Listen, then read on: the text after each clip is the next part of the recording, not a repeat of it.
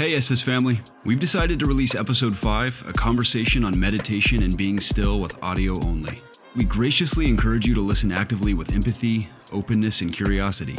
This is an opportunity to practice mindfulness, paying attention to the moment, on purpose, without judgment. Mindfulness is proven to enhance our communication skills, overall performance, and satisfaction across every area of life. After listening, please let us know how this format affected your ability to connect with the content. Welcome to another episode of the Somebody's Son podcast, where biting your tongue is never allowed. Young men battle with the pressures of manhood every day. Each episode, we tackle topics that focus on worth, actions, and relationships. Our goal is simple: help men win the war with themselves. Yeah, and then talk about preparation. Let's get to a lower level of granularity so this really sticks and becomes real. Okay. Let's talk about the evolution of perspective. Yeah. When you're still. Yeah. When you realize that I don't want to go too deep, but at the core of it, man, like your soul is an observer. And so when you realize that all you're doing is observing, at the end of the day, that gives you a perspective. But let's bring it a little closer to home. Yeah. When you're going through the midst of the storm, Donald, do you have an example on how meditation, or Ali, how meditation, or just being still and quiet for a moment to yourself? Yeah. I feel like I had this moment with you, right? So my wife is very, very, very close to, Chris's wife. Yeah. Born the same day, like just super close. Yeah. And I was having a conversation with my mother. Yeah. I think we were going to his office, and I'm talking to my mom, and you could I'm a very passionate person. So you can see and feel I was off. Oh, okay. Like my energy was off because I was frustrated. Yeah. I felt like I had laid the groundwork for a certain outcome. That outcome was not achieved. I'm pissed at the people who changed the outcome that I, basically tried to gear up for. And I'm talking to my mom. I'm just extremely frustrated. And so I'm sure the passion, like Chris is driving, so I'm sure he can just feel. Oh, y'all were together. Oh, dude, you cut the tension with a butter knife, right? Okay. I think that's the good point. I don't want to walk down this path, but I do think it's important at one point, like, you got to have the right people around you to be able to tell you when you're off. Yeah. I hung up the phone and Chris was like, look, I feel like I can connect with exactly where you are. I wasn't like eavesdropping or anything, but I feel like I know where you are. Like before we even talk or do anything or move any point forward, like just breathe.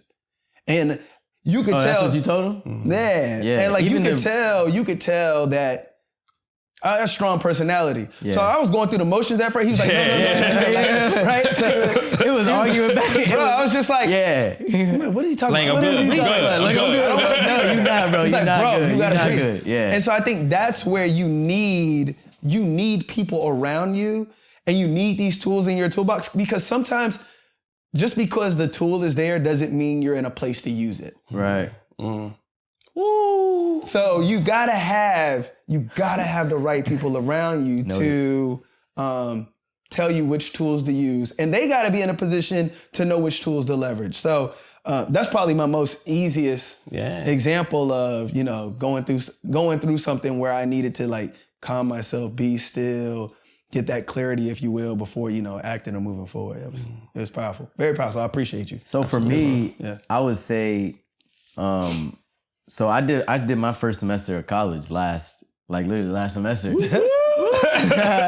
So young, dude. Yeah, I'm the young bull here, right? You know what I'm saying? Like between you old heads, but the adjustment period was difficult for me because in high school, high school is like, what I mean? Cakewalk. It's just you walk through it. It's like, what I mean? It's not really a learning experience in terms of learning, like actual learning. And when I got to college, it was sort of like, I didn't know like, all right, you got to buckle down. So I started to fall behind, and even I ran into a lot of problems too. Yeah. Not a lot, but like some, roadblocks definitely is like women and, all the things like a college student has to deal with. But because I had started meditating in January, I was prepared. I felt more prepared. Like I would see a roadblock and I'll be like, yo, you gotta meditate it through. You gotta meditate this through. You gotta sort your thoughts. Because one thing that I find is like, and I don't know, like, I'm sure I could kind of speak for you guys here with a lot of men, like when you're going through an issue, when you're going through tough times, when you have problems, and everybody has problems. Yeah. Everybody deals with something. Mm-hmm. You have so many different thoughts in your head. You don't know what, you cannot zone in to create a solution, to, gain the kind of perspective that you need to say, all right, look, let me step back and see where the problem is. Mm-hmm. So what I do is I go and meditate, and it's just like when a thought pops in, I can guide it away. Dude. Thought pops in, guide it away. Yeah. So like, I started to get into this zone and I bounced back completely. Yeah. Yeah. You know what I mean? Like, but I was prepared for it. Yeah. I was super prepared for it. I heard, so my yoga instructor in Atlanta, she said having like mindfulness tools or meditation tools won't prevent you from having negative feelings. No. But it will change the way you respond to them. Oh, 100%. Dude, and when she said that, I was like, oh, I'm in the right place. Right? Yeah. Like, because again, you're gonna still have negative thoughts. Them next storms, they're gonna happen, whether it's, changing jobs, changing locations, losing friends, losing family members, found love, lost love. Like, it won't prevent you from having or exploring negative feelings, but just to know that you have something to help you deal with how you respond to those things. Yeah. Dude, they're not giving us that. And that's not to say that you're gonna meditate, like you're gonna have a problem, meditate, and immediately your problems are gonna be solved. Yeah. But you will gain clarity. Yeah. Certainly, it will definitely help you. And it becomes increasingly effective as you develop your practice. One of the things that, Donna, you were really alluding to is the difference between acting and reacting. I think if you create a pause between the stimulus, the stressor, the input, and allow yourself, and it doesn't have to necessarily be, all right, man, something just happened. Let me go meditate. Yeah. Yeah. That's not what, I'm saying. I don't think that's what y'all are saying, but sometimes it's being consciously aware, okay, something just happened. Let me take a second, assess the situation without emotion as much as possible. Yeah. And if emotion is there, even with that time, that gap between what came in and how I'm responding to it, the gap creates improved perspective. Yeah. It can create empathy, not create, but allow you to find empathy for whatever, the situation is. It does so many things. So again, remembering to act and not react. Yeah. Allow my response to be a reflection of my growth, my moral compass, and basically my character, and not it being a reaction as my lower self, my primal self, what I would usually do. Yeah. And I mean, that applies to you. Let's get real. Like, let's talk about what men deal with, sexual temptations, seeing other women. But then also it applies to the workplace. Which doesn't stop when you get married, by the way. Bro. Like, let's be very clear. I'm not. You still have those temptations. It's something you just talked about. I do want to speak on this. You talked about the emotional part and having that pause. And I just want to be very clear. I don't want people to think that it's okay to be like emotionally turned off or agnostic or neutral. Like, no, that emotion's gonna happen. Yeah. But it's like, how do you respond to it? I freely welcome it. One of the books that I read last year, I started my year last year. I like to read, but I started my year last year with The Way of the Superior Man. Mm-hmm. And the book, it talks about feminine and masculine energy and how it's okay to ebb and flow. Yeah. Like, look, dude, somebody cut you off. It's totally okay to be pissed somebody cut you off. Yeah. What's not okay is to then let that turn into an event that leads to road rage, right? Right. So it's okay to have these emotions, but to your point, the pause is so imperative, because just by creating that break between what I feel and how I respond will completely change how you start to respond to the emotions that you feel, so I just wanted to make sure that I stress that. Like, it's okay to have those emotions. I still have a whirlwind or a roller coaster of emotions. Yeah, I mean, even just like dealing with anxiety, dealing with like excitement. Sometimes you get overly excited. Yeah. I feel like mindfulness helps me with that. Like, for instance, before we did this, like, we did a breathing exercise, and I don't do breathing exercises. Yeah. It's one thing that I've completely overlooked. Now it's a part of meditation. Mm-hmm. Technically, it's a breathing exercise that you're doing. But I just want to, like, from I'll give an example. Like we just did that breathing exercise that Chris here introduced. And what was that called? Well, that was just a deep breathing exercise. But breathing at the beginning of your yoga practice or throughout is pranayama. Yeah. Pranayama. And you even played the little joint. A little kirtan. I was jamming. I was sitting here. I felt like I was melting, yo. Yeah. But the thing was, for me, was like he said on the last breath you take, he was like, breathe in something that an attribute, a goal, a dream that you have that you want to take in. And when you breathe out, let something go. And dude, I breathed in, I was like, and I breathed out and I was like, I want to let go of all of this nervousness. Yeah. And it all just flowed right out with my breath. You know what I'm saying? I love hearing that. Yeah. And now, like, I don't know what to say. I'm definitely going to continuing to do that like every morning, you know what I'm saying? But just that is like, and I'm interested to hear like what did you breathe in and breathe out? Because for me, it was just like, it was a moment of, oh, bro, this can directly affect my life. Yeah. Like even if I'm in a tough situation, I'm like, all right, angry, breathe it in, breathe out your anger, deal with it, help yourself. Yeah. Chris, how about you? What you think?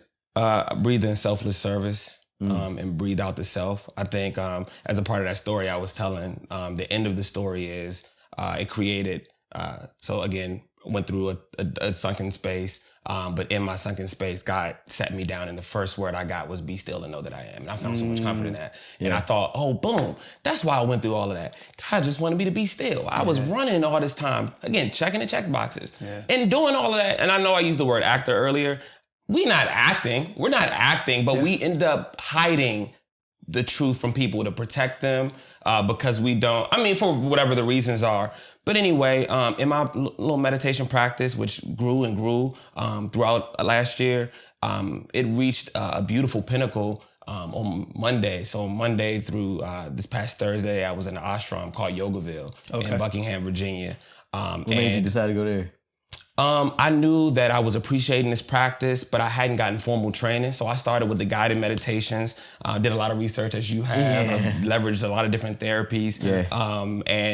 I've appreciated what all of them have been to me. But eventually you go to college because you get, I don't want to use college as an example, it's becoming antiquated, but formal education is important. Mentorship, guidance, coaching, teaching is important. Yes.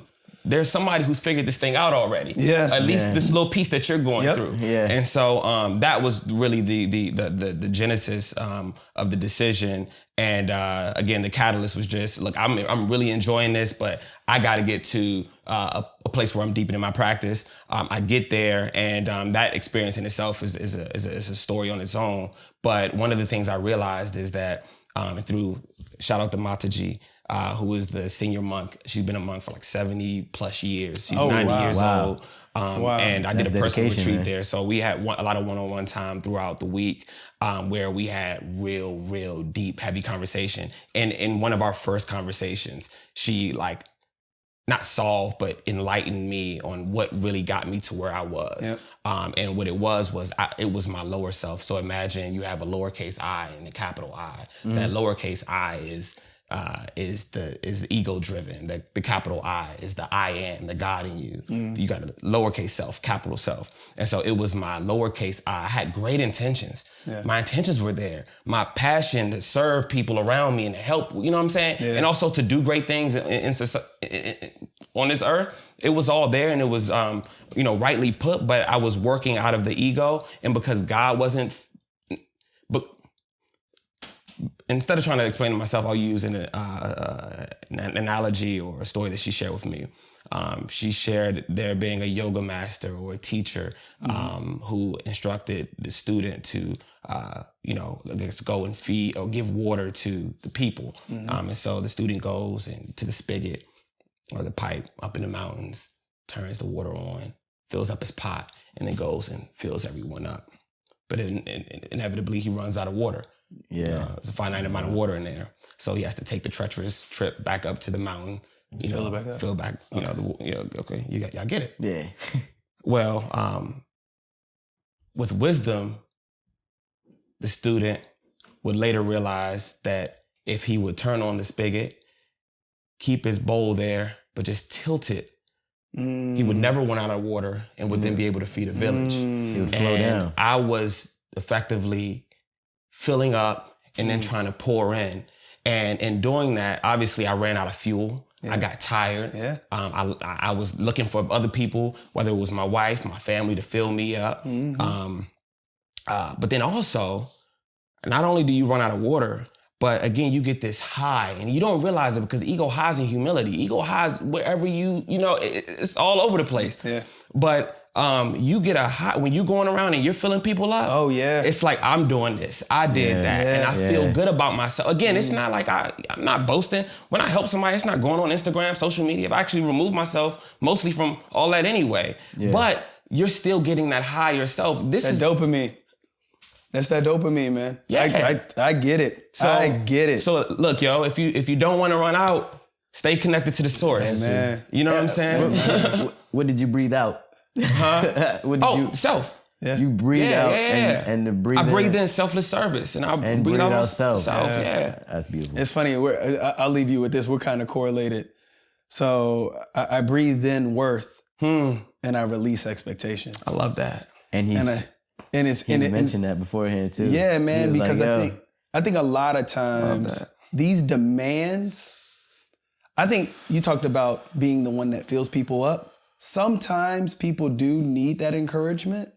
The problem with being an encourager though is sometimes you want or you need the dopamine release that comes from being the encourager.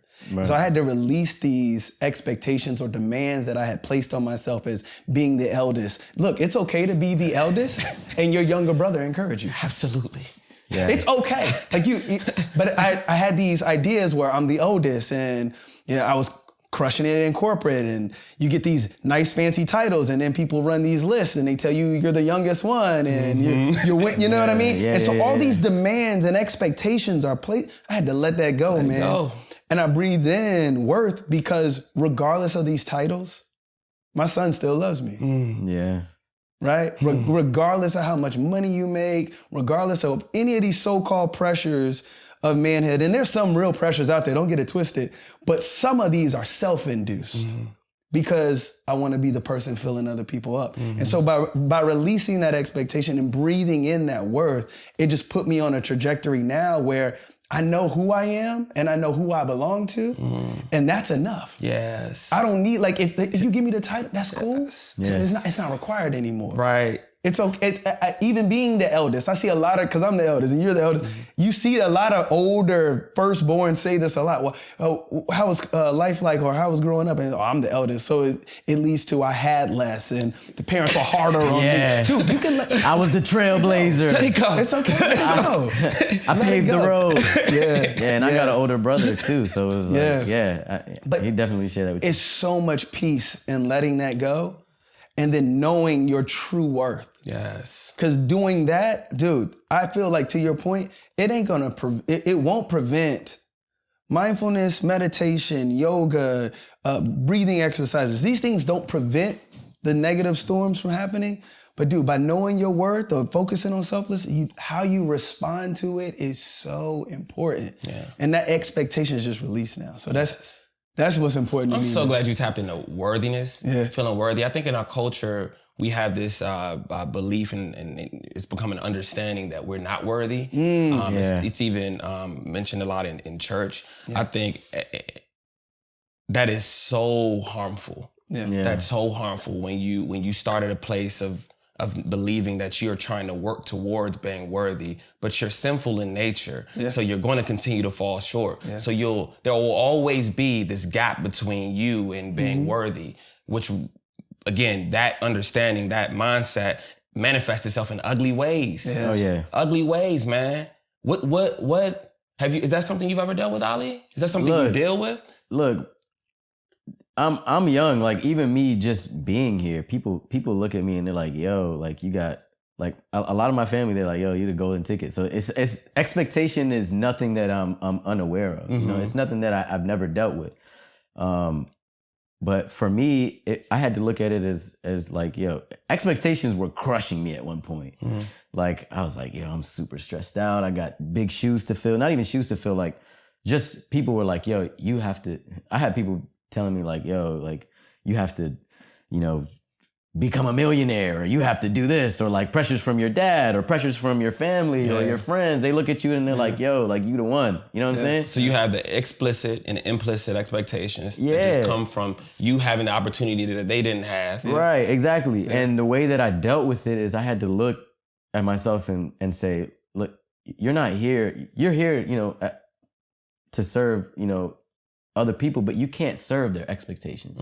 You have to serve your own expectations. So I had to look at myself. I had to go to the whiteboard, you know, draw it up as we do all the time. And I had to say like, all right, here are the things that are important to you. This is what you love to do. This is what you want to achieve in life. And you know what I'm saying? Like if there are people that say, hey, like, I don't think, you know, we didn't talk about that. Like I know a lot of people, especially with, you know, fathers and families and stuff like that, huge expectations are set for kids. Yeah. And growing up, you know, my mother and father, they did a great job with, you know, basically telling me like, yo, you know, like you can be whoever you want to be, but the expectation for greatness was definitely there. And that pushed me in the right direction, but it also pushed me in the way that was like, yo, you can't mess up. Yeah. Yeah. So, and it eventually all of that crumbles. Yeah.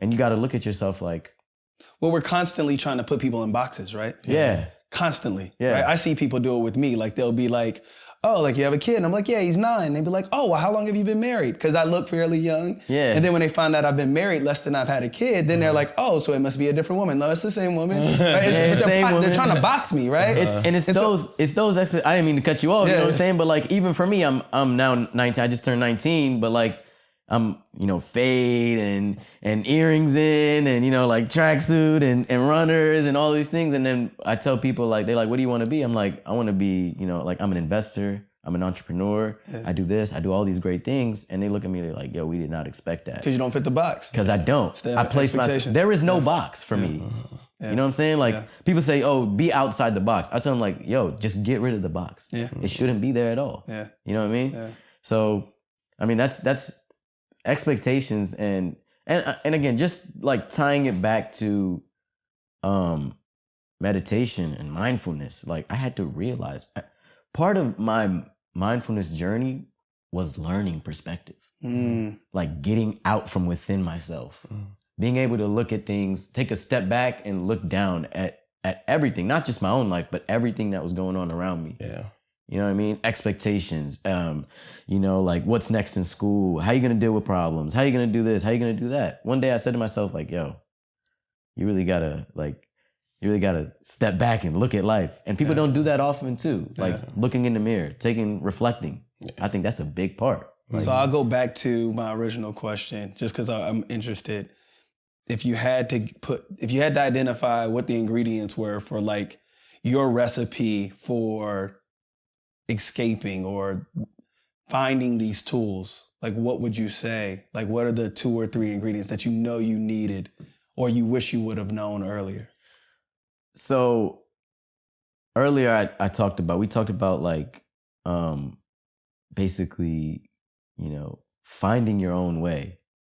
I think part of my younger self, and I'm still super young, so that's sort of weird to me to say, like part of me being younger, this is like a year, 2 years ago, was saying to myself like, yo, you know, there are people that you can go to who can, you know, like put you on the game and do all these things. And then now 2 years later in life, I'm looking at it like I had to learn through trial and error. You know what I mean? So like I would say that if you're in a tough time, if you're in a spot and you don't know what to do, you know, there's definitely people that you can look at, or, you know, like people that can help you. I didn't understand that from a younger age. Like even like you said, like my pops and my mom, they don't know about mindfulness. You know what I'm saying? Like they're immigrants, and there's a sort of, you know, thing that is sort of stereotypical of immigrants. Are like they're just immigrant families. The household is like super serious. They don't care about anything except for success, like being doctors, lawyers, blah blah blah blah. They don't know mindfulness. So I had to look outside of that. So you had to find resources. I had to find resources was one, and then I had to get out of my own way. I had to really reflect. I would say that is part of, and I learned reflection from my high school teacher. Shout out to her. She taught me English senior year.